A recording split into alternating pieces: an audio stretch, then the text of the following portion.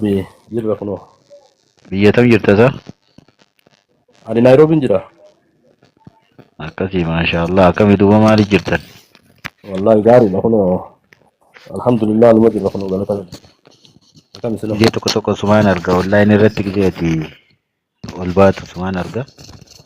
ما في سنة. Si wajji communicate godhuu hin dandeenya. Akkami duuba maal fakkaata? Haalli jireenyaa haalli keessa jiran kun maal fakkaata? والله بريدة بريدة الحمد لله رب العالمين. Ayyee جرا كنو قالت ربي. rakkoo hawaasaa gaa namni dubbatu ka biyya jiru irra caalaa nama achi siqeetu namarraa illee dubbata. يبا.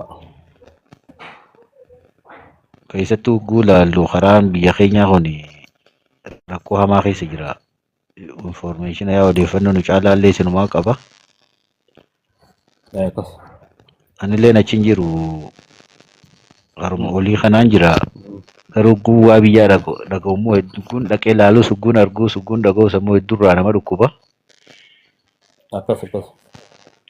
Keessattuu karaan keenya Harargeen sun misoomninis waan akka lafa kaash kirooppii taatee biyya maallaqa guddaan irraa argamu ta'etti misoomnisiillee wanti lafa qabate hin jiru. Hawaasni rakkoo hamaa keessa jira naannoo biraatii wal bira qabdee yoo ilaaltu jechuudha. كس.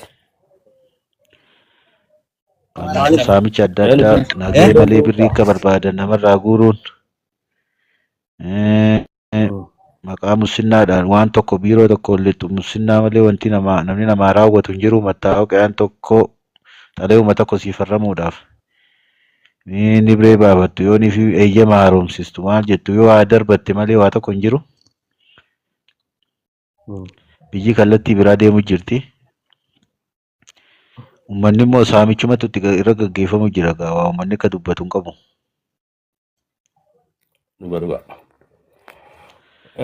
Kanaaf والله namni biyya قالت keessa أبو jiru فيصل. dandeen dubbatu. Dhugaadha beektaa ani guyyaa shaniin dubbachaa jira. Guyyaa shanan jiddu galeessa kaniin godhadhee haasawaa jiru rakkoo hawaasaati. Duuba rakkoo hawaasaa tana keessatti waan hin jechaa jiru beektaa amma nuti dhaloota uummata saniiti. Dhaloonni hawaasaa keessaafuu Harargee yoo kan laallu taate hedduu dhaloonni Harargee garuu TikTok kanarra dhufnee afaan tana beektaa namni dhiibbaa uumuu barbaadu TikTok irra dhufee waan fedhe godhuu danda'a. Waan fedhe dalaguu danda'a, nama gargaaruu danda'a. Gama kanaan si galtee dhiibbaa uumamuu ni danda'a jechuudha. Garuu dhaloota Harargee yoo kan laaltu taate TikTok kana gubbaa Harargeetu hedduu jechuu dandeenya. Garuu irra guddaa wal xiqqeessuu irratti, wal qooduu irratti, maqaa wal balleessuu irratti bobbaanee akka malee si galtee hawaasa keenyaafillee sagalee ta'uu dadhabuu, hawaasa keenya irraanfachuu gama si galtee paartii jala gorree paartiin xiyyaatanii dandee garuu haa jiraatu hawaasni haa dhabamu kaanin si galtee marroon haa jiraatu hawaasni haa dhabamu si galtee haala kanaatutu mul'achaa jira. Duuba wallahi wanni namatti dhagahamu beektaa amma fakkeenyaaf rakkoon godina Arsii kana keessatti yeroo kaatu abbootiin gadaa warra si galtee si koomandoo yeroo miidhamni milishaan dhugaatiin naman tumtu gibira humnaa olii yeroo irra kaa'amu warri uummata saniif sagalee tahee mootummaa qaama olitti iyyatee waan san sirreessu warra jaarmee hawaasummaa kana akkasuma shawaa sana keessa shanan gibee warri tuulama jechuun tuulamni akkasuma warri shanan gibeetis akkas garuu amma jaarmeenummaan gosa afran qalloo ituu hin banna isaan sadeenuu ilaalcha garaagaraa qaban. Ilaalchi isaan qaban ilaalcha walitti dhufanii hawaasa kanaaf sagalee ta'uu, hawaasa kanaaf dubbachuu, hawaasa kana bira dhaabbachuun hin jirtu nu keessa si galtee jaarmee gosaa kana keessa maali yoo uummanni miidhamees uummata kanaaf namni dubbatu hin jiru qaamni biraa yoo dubbate si galtee rakkoodha. Bakki milishaan itti qo'itee milishaan nama tumtu Harargee tana keessatti dhugaa dubbachuudhaaf bakki gibirrii gurguddaan jiru si galtee Harargee tana keessa. Kanaaf yeroo akkas ilaaltu maaliif nuti si galtee akka dhaloota Harargeetti dura warri gosaa kun maaliif fakkeenyaaf amma afran qalloo ituu hin bannaan Harargee intarnaashinaal jaanii jaarmee hawaasummaa tokko dhaabbatanii yeroo dhiibbaan akkana dhufte maaliif qaama mootummaa olii dhiibbaa itti godhuu danda'anii bakka sanaanis siigaltee hufnee jirra kan jiru irraa dubbachaa jirra jechuudha. Dhugaa dubbachuudhaaf. Gama kanaanis akka malee miidhamne haa maatiin teenya warra keenya miidhamaa jiru ijoolleen argeetu as gubbaadhaa dhugaa dubbachuudhaaf haala fokkisaa haala siigaltee nama salphisu keessa jirra. Kana akkamitti mee siigaltee jijjiiruu qabna kan jiru anaa fi obboleeyyan kiyya Dr. Salmaan haala gaarii tokko siigaltee dhaloota kanaaf hubachiisuu qabna kan jiruu fi anis guyyaa shan ammaa gara guyyaa jaana fakkaata TikTok kanarratti ol dhufee laayifii seenee haasa'uu jira jechuudha. Kanaaf gama kanaan hufne feesal keenya. Sirri wanti ati jette kun hundinuu sirriidha. Naannoon biraa wantoota gartee alseerummaa adda addaa karaa adda addaatiin hawaasa ofirratti naannoo ofirratti nama ofirratti deemu dura dhaabbatanii bilokkoodha. Akkuma san ammaas namoonni karaa adda addaatiin yennoo wanjalli tokko tokko hojjetu bifa dhoossaadhaan sagalee waraabbatee viidiyoo waraabbatee waan sana gartee qaama biraatti dabarsee achirraa poost akkas godhee karaa adda addaatiin qabsaan amma naannoo gidduu takka yoo kan laaltu ta'e jimmatti gibira warra kaffaluu didee manneen kaffaluu didee barriirra deemanii barriirraa guuran barriidhumarraa baasan. Namni tokko mucaan xiqqaan tokko gibbii keessa seeneetuma suuteedhee viidiyoo waraabee barriilee tuulamee jiruu fi manneen barriirraa guurame waraabee gara Jawaar Faatichi ergee poosti godhame wanticha sanachi. Sakandii keessatti federaalarraa Oromiyaarraa namni maddabamee dhufe akka wanti sun dhaabbatu taasifame.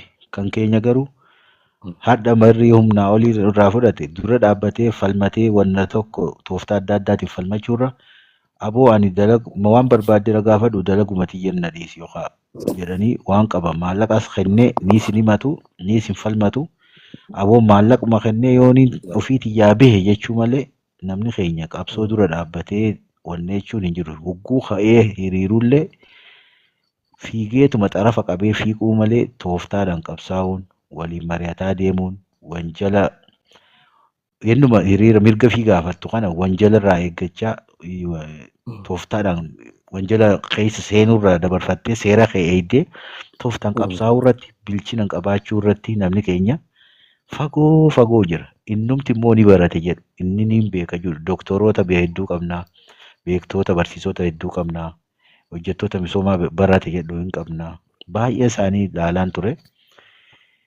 Maatii ofiirra roorroo ga'u kana dura dhaabbatanii falmuu irratti waa tokko du'aadha jechuudha. Ofumaa isaaniitii caatii bareedaa qaamanii dabarfachuu, oolmaa ofii bareeffachuu, jireenya ofii qananii yookaan immoo ofiifis yoo harkate maatii waanuma mattaas yoo ta'e muslinnaas yoo ta'e fudhatee dabarfachuu malee hawaasa barannee keessaa baane kana dura dhaabbadhee roorroo kanarraa deebise jedhanii nutumti warri barate dura dhaabbatanii falmuu irratti rakkoo hamaa keessa jira. Eenyuutu fakkeenyaaf amma hawaasa keenya kana kaachittumu jiru eenyu? Ka maallaqa karaadhaan alatti irraa guuru jiru eenyu? Ka gibira mootummaan hektaara tokko irratti immoo birrii bakka biraatti birrii 1,000 fuudhan. Harargatti immoo birrii 4,000 5,000 fuudhan. Eenyu fuudhu jira? Qaama biraa fuudhu jira? Qaama biraatii miti.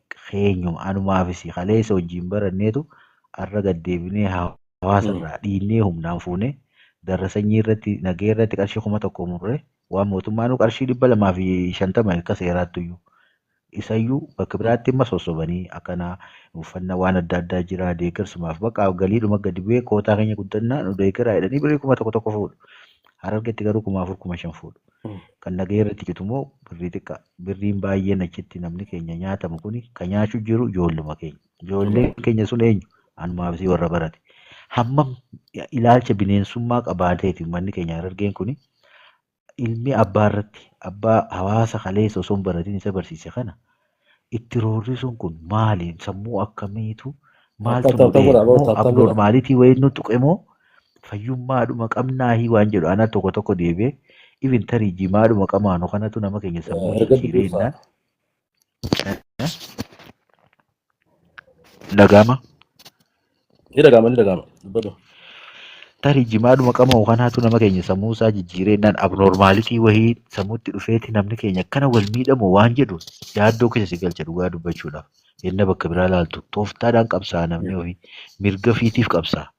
Naannoo Jimmaa tokkotti amma namni tokko karaa malee birrii sirraa fuunaan hiriiree birrii 100 200 seeraan ala fuudhamteef jecha hiriiree ilaa Oromiyaa dhaqa malee abadan amma keenya achi dhaquurra birrii hamma dhaqee hidhamuurra mirga fiti. Nageen kan birriin kafala nagee naa kennu jedhan ni hidhamtoonni jedhan haa abboon hidhamuuti deem bakka hawaan barbaadde fudhuu deemi jaan malee qabalee dhaqee nagee maleedha. Maallaqa narraa fuudha jeen himatu.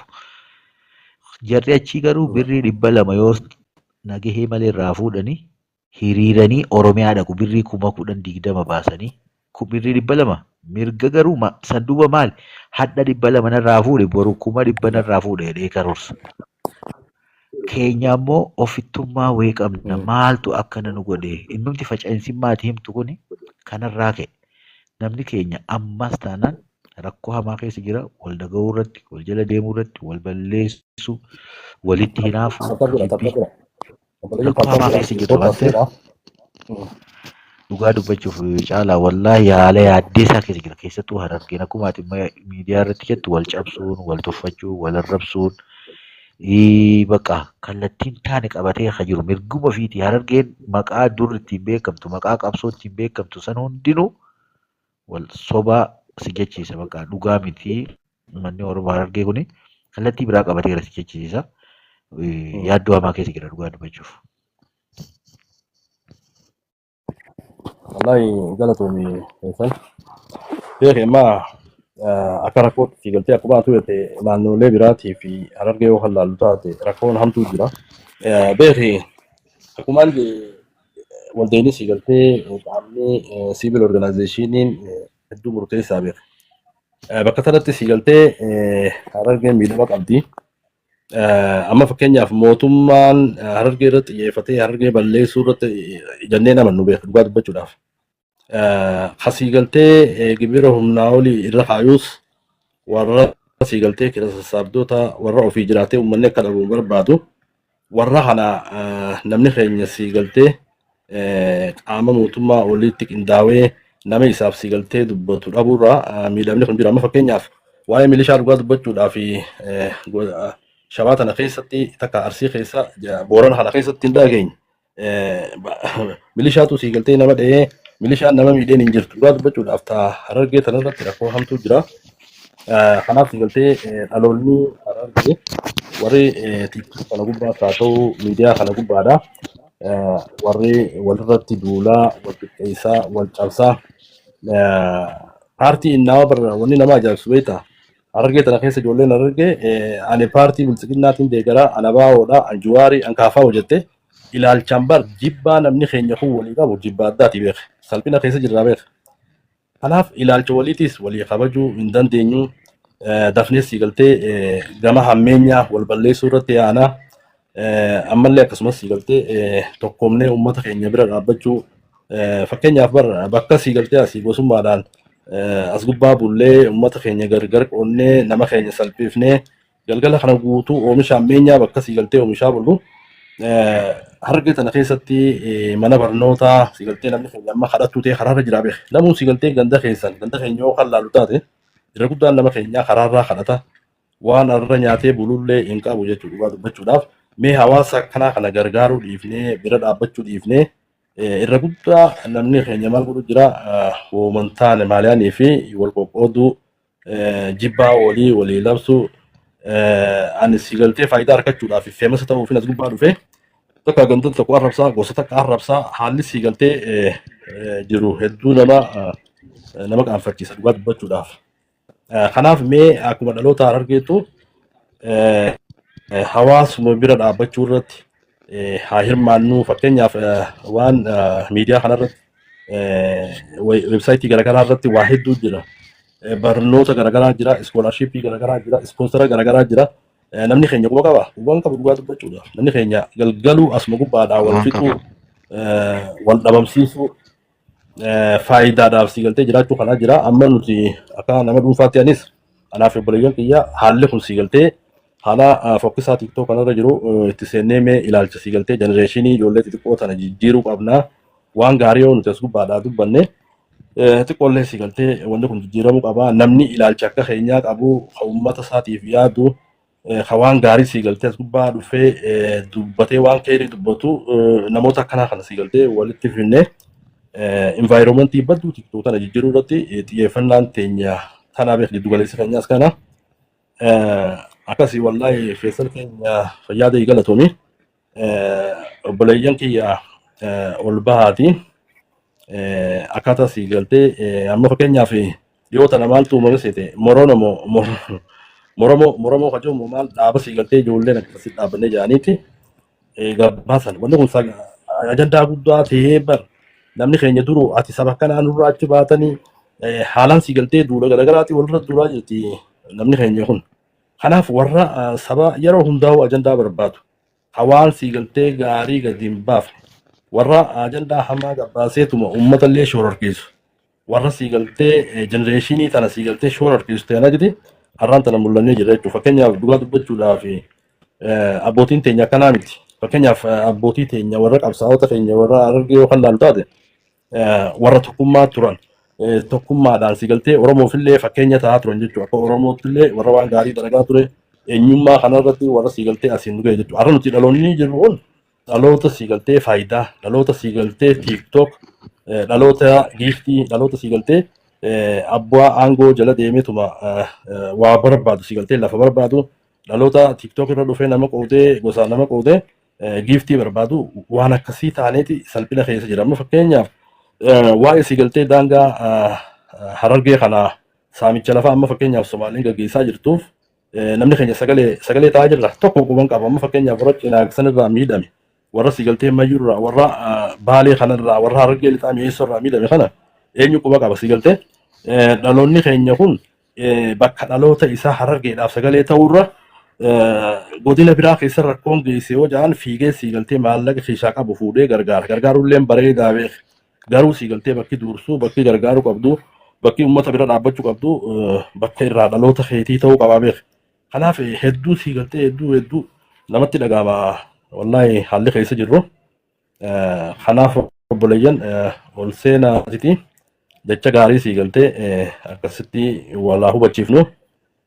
Amma fakkeenyaaf nuti akka nama akka dhaloota Harargee akka dhaloota Oromootti hawaasa keenya akkamitti sii galtee bira dhaabbanna hawaasa keenya akkamitti sii galtee rakkoo isaa furra rakkoo hawaasaa furuu irratti xiyyeeffachuu qabna malee paartii sii galtee paartii xiyya faarsuu galgala kana guutuu paartii faarsaa buluun bilisiginnaa faarsaa buluun shanee faarsaa buluun Jawaar faarsaa buluun sii galtee akka dhaloota Harargee dhugaa dubbachuudhaaf nuti sii galtee bakka sanuun geenya amma nuti nu eeggatu nama keenya bira dhaabbachuu namni keenya akka baratu godhuu irratti haa xiyyeeffannu obboleeyyan. Kanaaf akkasii ol seenaati namni fudhachuu barbaade seenaa akkasii galatoomii feesal itti deebi'uu feetes itti deebi'i. Baay'ee galatoomii sirriidha. Ilaalcha wal qoqqooduurra yoo hoggansaas ta'e warra amma jiran yoo wannaas ta'e erga amma rabbiin itti kennee isaan harka jiraate. Feesal daqiiqaa takkaniin dhufaa itti fufi yaada itti fufi dhiifame. Hayyee.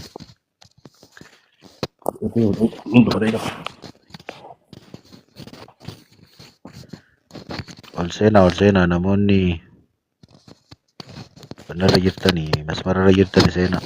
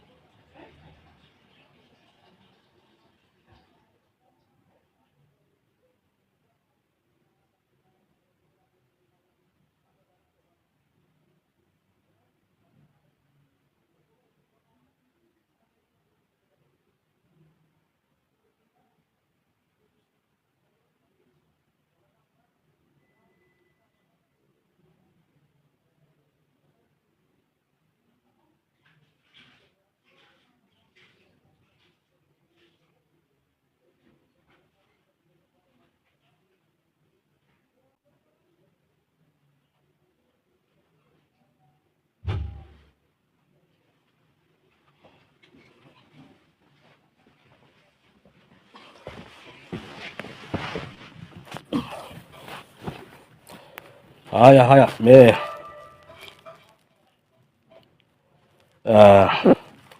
kanaaf deebi'eetiin jira. Obboleeyyan sagantaan nuti TikTok irra dhufnee fi wanni hubachuu qabdanii rakkoo hawaasa keenyaa yoo nuti sii galtee hin dooyne yoo nuti sii galtee tokkummaa teenya jabeeffanne rakkoo hawaasa keenyaa furuu dandeenya kan jedhu irratti anis laayifii kana bifa kanaan hin dhufe. Kanaaf ani sii galtee deeggara shanee miti, deeggara adda bilisummaa Oromooti miti, deeggara badhaadhinaa miti, deeggara Juwaariisii miti. Ani sii galtee hawaasa akkaataan sii galtee itti yaadus akka hawaasaatti rakkoon hawaasa keenyaa furamuu qabdi. Rakkoo hawaasaa furuu irratti xiyyeeffachuu qabna kan jedhu sii galtee akka itti amanutti an kana. Kanaaf sii galtee namni keenyamee qindoomnee waan gaarii takka sii galtee hawaasa kana hubachiisuu qabna. Hawaasa TikTok kanarra dhufee gosummaadhaan machaawee yeroo hunda sii galtee machaa'uun isaanii tanuma gosaa malee waa'ee tokkummaa uummata kanaa hin dubbatanii waan gaarii sii galtee dhaloonni as gubbaadhaa akka baratu hin dubbatanii yeroo hundaa of faffaca'uu. Ani sii galtee as gubbaa dhufee feemasa ta'uun barbaada. Feemasa akkam feemasa uummata keenya kana gargar qoodee uummanni haa dhabamu. Ani sii galtee maqaa gaarii fi as gubbaa dhufee maallaqa harkachuun qaba, giiftii harkachuun qaba. Sii galtee ganda tokko arrabsee takka gosa takka arrabsee duroomuun qaba haja'uututu as gubbaa guute. Kanaaf warra kanaa kana ilaalcha kanaa kana warra raabsaa jiru ilaalcha isaanii takka yeroo isaan warri hamaan kun magaalaa hammeenyaa tana fidanii nuuf dhiyeessan anis atis sii galtee yoo qoqqooduminsa nama keenyaa qoqqoodinsa sabaa yeroo fidan yoo irratti irraan bitanne sii galtee uummanni shiraa kun sii galtee as gubbaa dhabuu danda'a jechuudha. Fakkeenyaaf nama dhufee gosa arrabsu, nama dhufee nama isaa arrabsu sii galtee nama dhufee dubartii arrabsu, nama dhufee sii galtee viidiyoo akka maleetiin gallakkisamu maallaqa naa ergita. Namoota akkas akkasiisa yooniin ani hin deeggarre yoo ati hin deeggarre hammeenyi kun ni babal'ata hin babal'atu dhugaa dubbachuudhaaf. Kanaaf yoo laalle amma fakkeenyaaf nuti warri sii galtee TikTok kana gubbaa jiru warri sii galtee gaariin toltuu dalagu jirus ni jira. Maajoritiin yoo kan laallu taate warra maalayaanii sii galtee dhageeffachuudhaaf machaawe jechuun nuti dhugaa dubbachuudhaaf.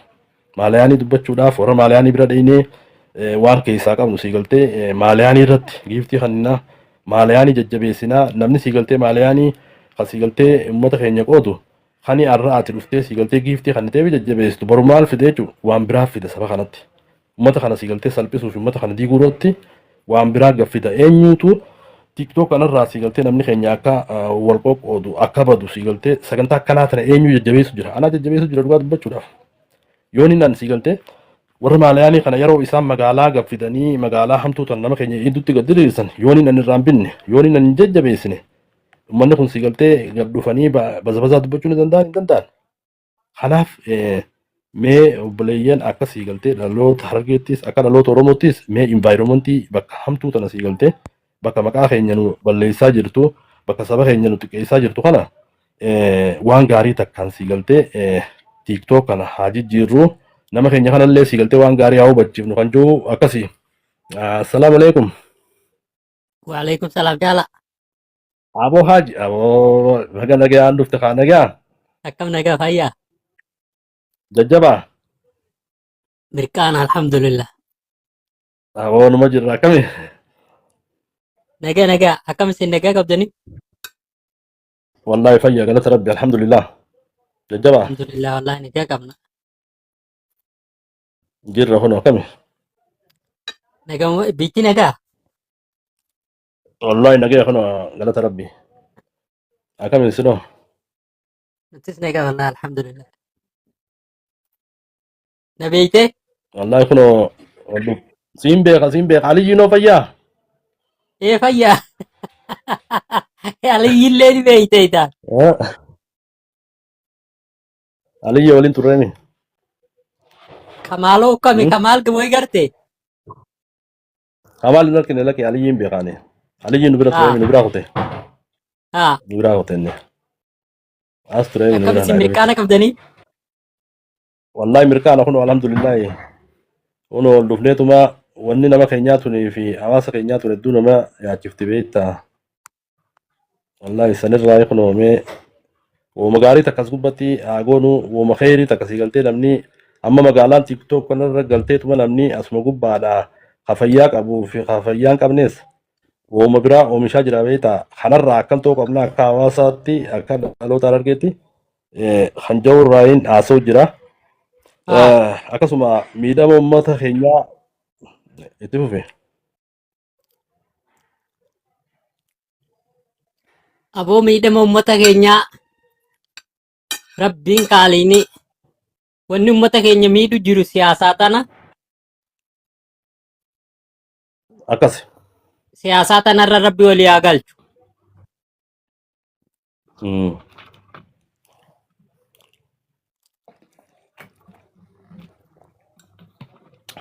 Bari beektaa haalli amma fakkeenyaaf bar namni sii galtee ilaalcha siyaasaa warri ilaalcha siyaasaatiin illee wal miidhu keessaafuu dhaloonni argee kun numa sii galtee akkuma gaafa kaanii ilmaan argee kanarratti jaarraa fi abaa hojaanii sii galtee shirri dalagamee hedduu sii galtee nama keenya miidhe ammoo namni keenya sii galtee wallaahi hubachuu qaba dhaloonni gaa ammaa kun faan dhaloota tiktok dhaloota gosaa taanee jirra hedduu nama saalfachiisa akkasii kana keessaa sii galtee boo'utu barbaachisa wallaahi haalli keenya sii galtee hamaadha. TikTok kun miidiyaa galtee namni wahuma gartee mataa isaatti yaadee ol bahee irraa dubbattu tahe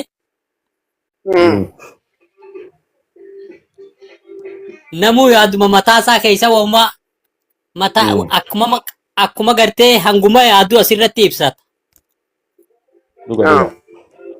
Saabtaaf godha markaza assalaamu alaikum. Waalaikum salam warahmatullahi wabarakatuh. Kam nagaa wali dachane? Baga nagaa an dhuftan gaa. Baga nagaa nu hayda wallahi jabaa kayya jabaadha. Akkasii itti fufaa.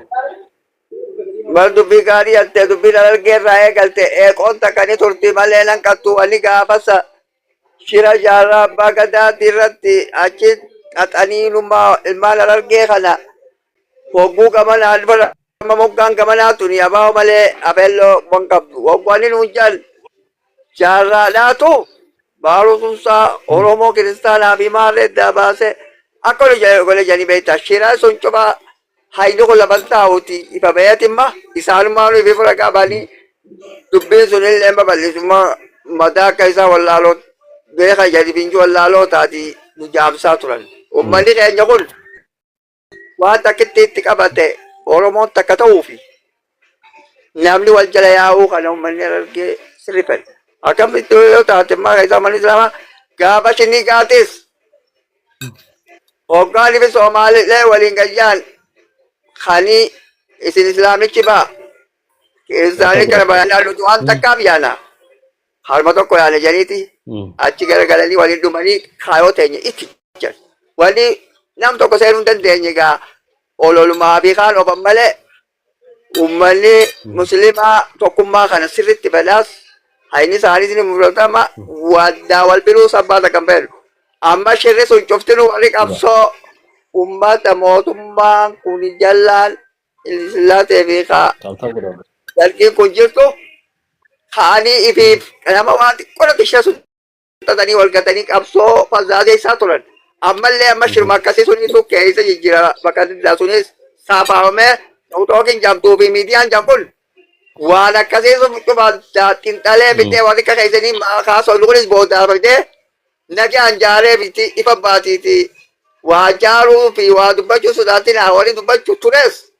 oomisha mul'isu jira takka kaboodaa bootis waa yaada keessaa dubbatan kana walii ol fiddeetu babar abbaa kudhan keessaa takka kaayanii waliin ta'u jira walii fudhattee oomishtee bakkaan geessa saniif dubbii keessaa bu'aa jira haa wal jaarru haa wal mari'annu haa wal dhugoomsinu wali garagara haa dillu wal kadda'uu irraa fagaadhaa jennu tabi'aa bareedduu fi aadaa bareedduu walaadhaa alchifnu waan kaayoo ummanni duraa sun خاصوتي للبو أكلان تجيني ورقة كتبني والجارني فوتو ولا لبسنا جاني أرمي دي للبني نبوي بغجرة تنا خيستي أما اللي قدوت إلى هذا كم تانو ما يرجع تتناو فكذب دكا بسرعة سنة دي نامني خانو مكابو خانة جلاو ديمه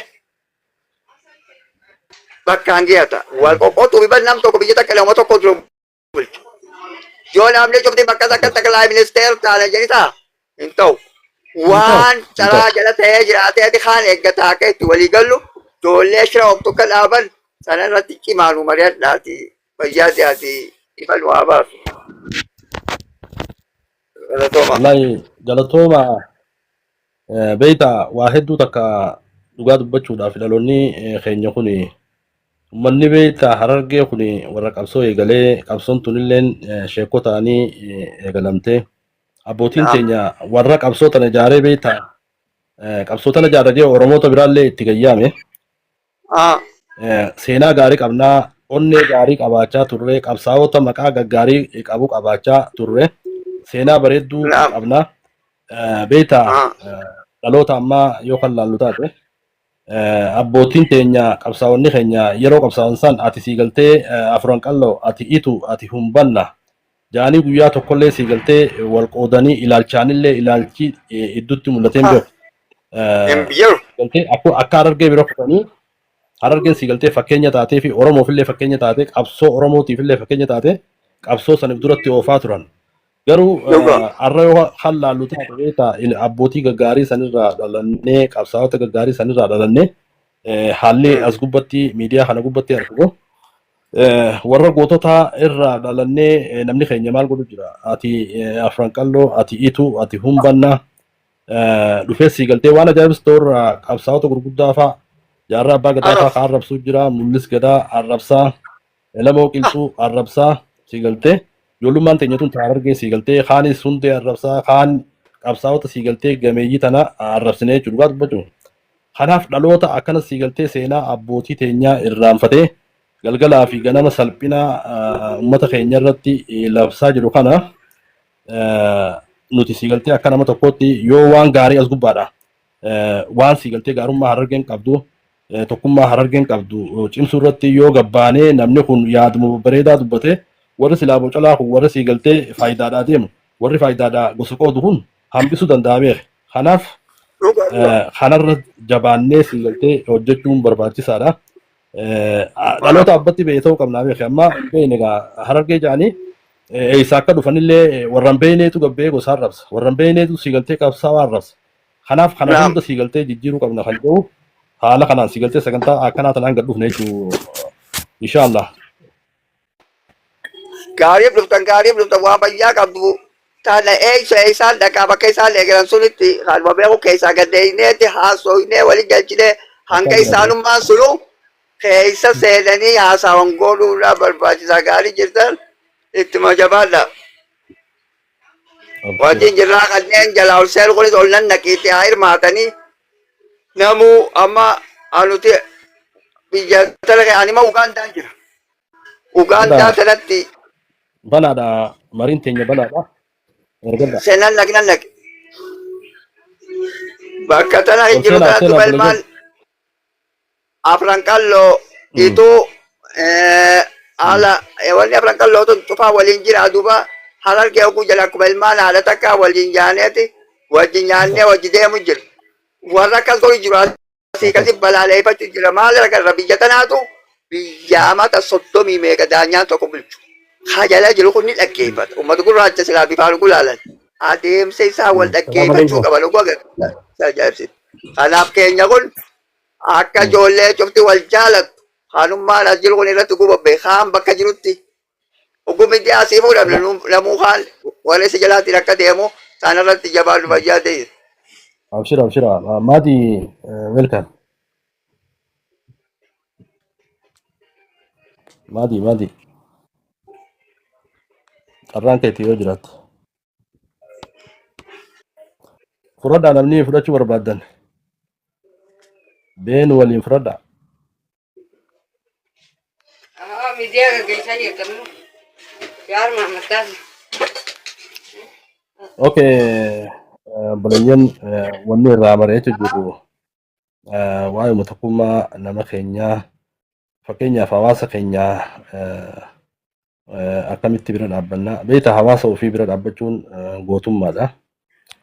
Namni keenya zamana kana biyya alaa tanaas ta'eeti ayyaana siigaltee gosaa kabajaa kun siigaltee ayyaana gosaa kabajuun uumaan qabu garuu anis amma fakkeenya afran qalloonis ayyaana kophaatti kabajii ituunis kophaatti kabajii uumbanna kopha kabaja garuu tana keessa maaltu jira faffaca'uu jira uummata keenyaaf sagalee ta'uu dhabuu uummata gargaaruu dhabuutu mul'ataa beektaa yoo siigaltee akka Harargeetti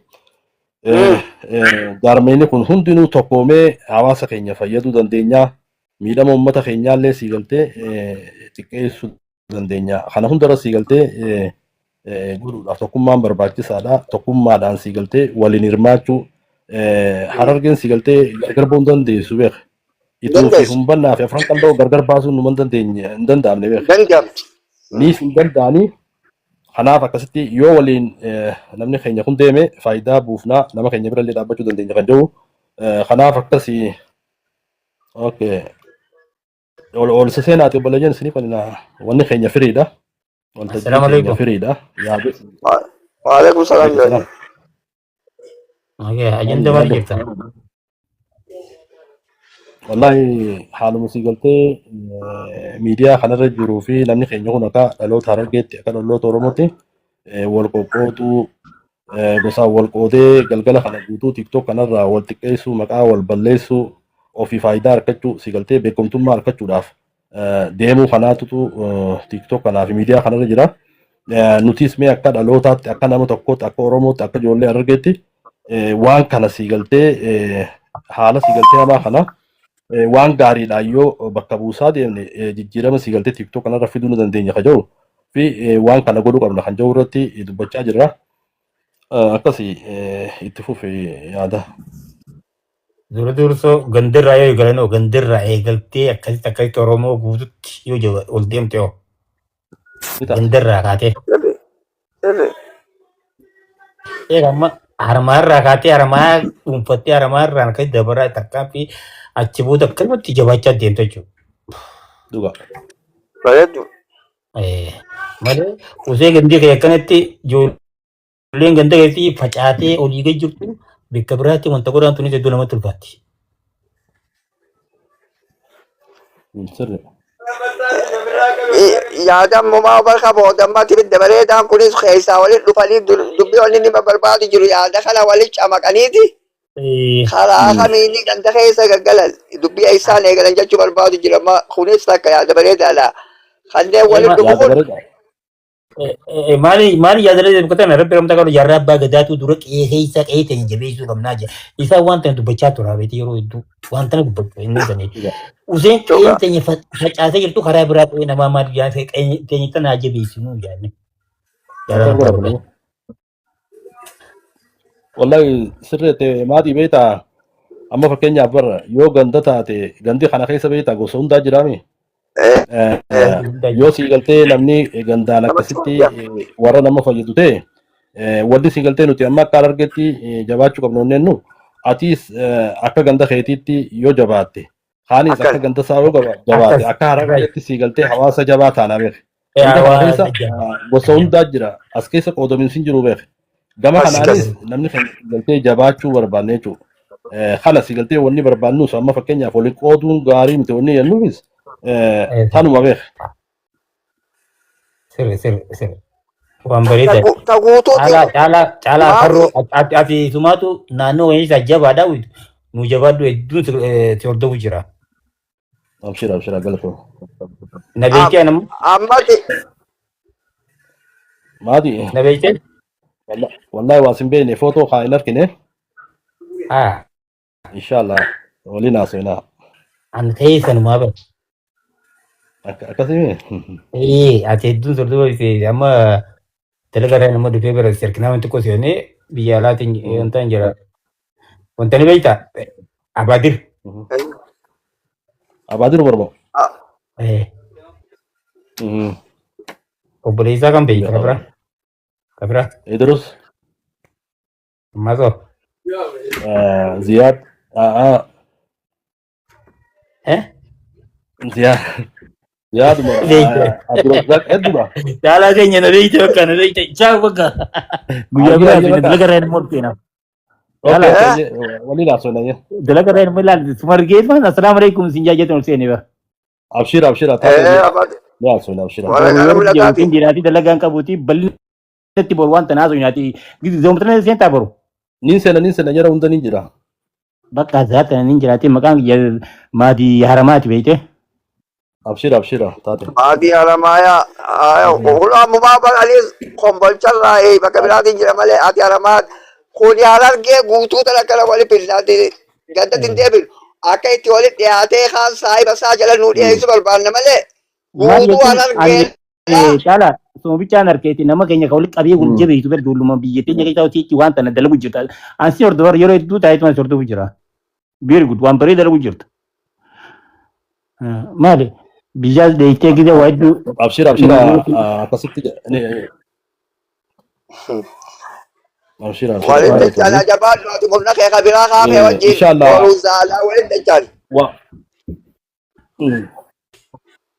ابشر ابشر بركه لا عربي تنا تفقودين سيغلتي متا بوتي تينيا اي بوتين ان شاء الله عادت تمام بقوليات taate inshallah bal'inatti waa hundeen information keessa jiru nuti ammas keessatti beeytee afran qalloo jaarree takka malee jabaannee jirra. Yoo afran qalloo jaartanii jabaatanii jiraatan waa uumanu jedhu tanaa ofittanii silaa eessaa laafan. Inda jabaannee asitti ammaan tana paawura qabna hojjetu Akkasi, tokkummaa- afran qalloo. akasi Afran tokkummaa moo qalloon gubbaa isin achi jaartan sun asittillee jaaramuu qabdi dubbii nuti irra jirruut afran qallumaan jaabaanne teessanummaa sunu osoo jabaattee humna tana cima walitti qabdi teessan sun Amma nuti amma kaayyoon teenyaa afran qalloo biyya hundarra jirtu wanta hunda qabnaaf ta'u amma afran qalloo barsiisiiti bani ilaali. Afran qalloo barsiisi waan hundarra wanta websaayitii keessa jira waan hunda gallaksina jira feesbuuk keessaas.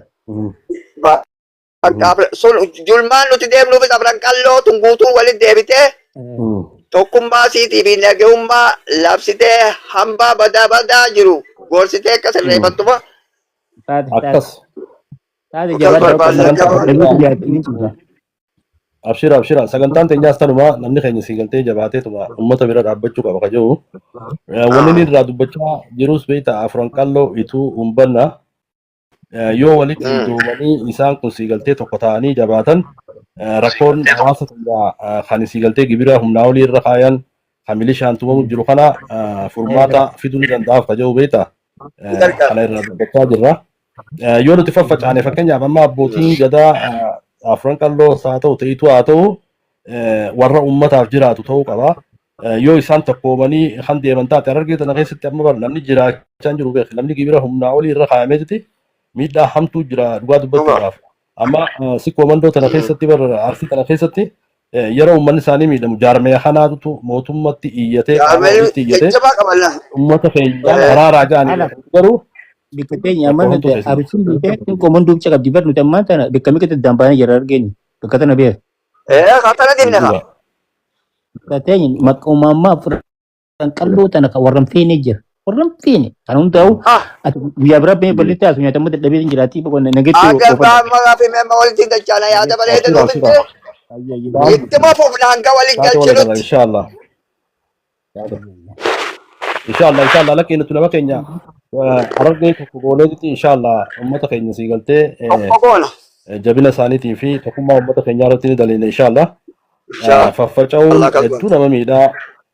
Faffaca'uun hedduu nama miidhaa. Jabaachuu qabna wallahi markaza isinii siigaltee waa hedduu beeytanii seenaa beeytanii qabsoo beeytanii akkasitti nu waliin dhaabbachaa fi uummata keenya baraarru uummata keenya hadirmannu nuti siigaltee qaama siyaasaa nu ergeen dhufne qaamni bilisiginnaan nu ergee as gubbatti hin dhufne shaneen dhaabbii bilisummaa nu ergeen dhufne Jawaar deeggarree as gubbaan dhufne abbootii qabeenyaa gammachiisuuf isaaf faarsuudhaaf hin dhufne wanni as gubbaa dhufne rakkoo uummata keenyaa akkamitti nama keenya siigaltee ilaalchaan garagara jiru kana akkamitti ani waan gaarii dubbadhee mee dhalootuma siigaltee hammeenya galgaluutti labsaa jiran kan nuti waan gaariidhaan dubbii tana bakka buufnu kan jiru irratti ol dhufne كل نعم نعم مركز أسكا سني سركني نما براتي أركض سدو نما هدو أركني دكتور سلمان إن شاء الله هاي بروحه دنداني جولتين هاي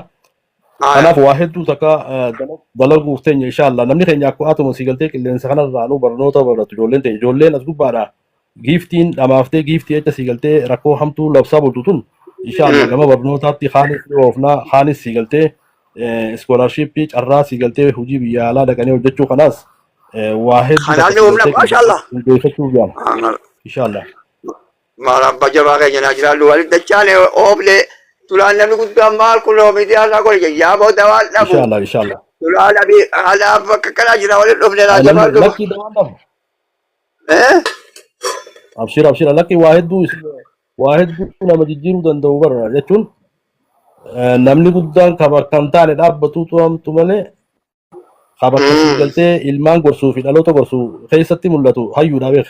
جراج جما جرا ولا تمام تاته سؤال الكن ان شاء الله برو الكن ولد دچانه تفوم جبا ما يدالنه تنا الله جرا لا الله كذا قبل Abshira abshira obboleeyyan kiyya biyya nagati sa'a takka wayi dubbachaa turre. Inshallah egaa obboleeyyan kiyya wanni siigaltee nuti godhuu qabnu. Mee yaa ijoollee Oromoo ijoollee Harargee hanga siigaltee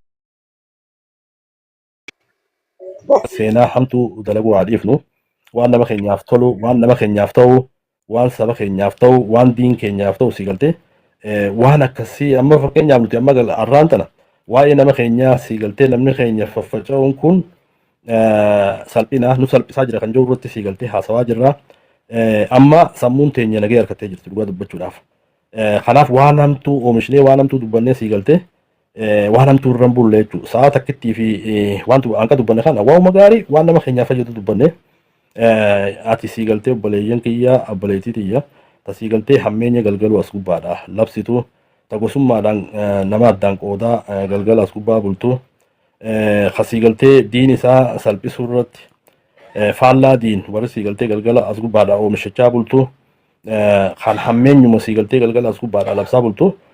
Please wanni ati godhaa jirtu kun waan gaarii miti yeroo ati as gubbaa dhuftee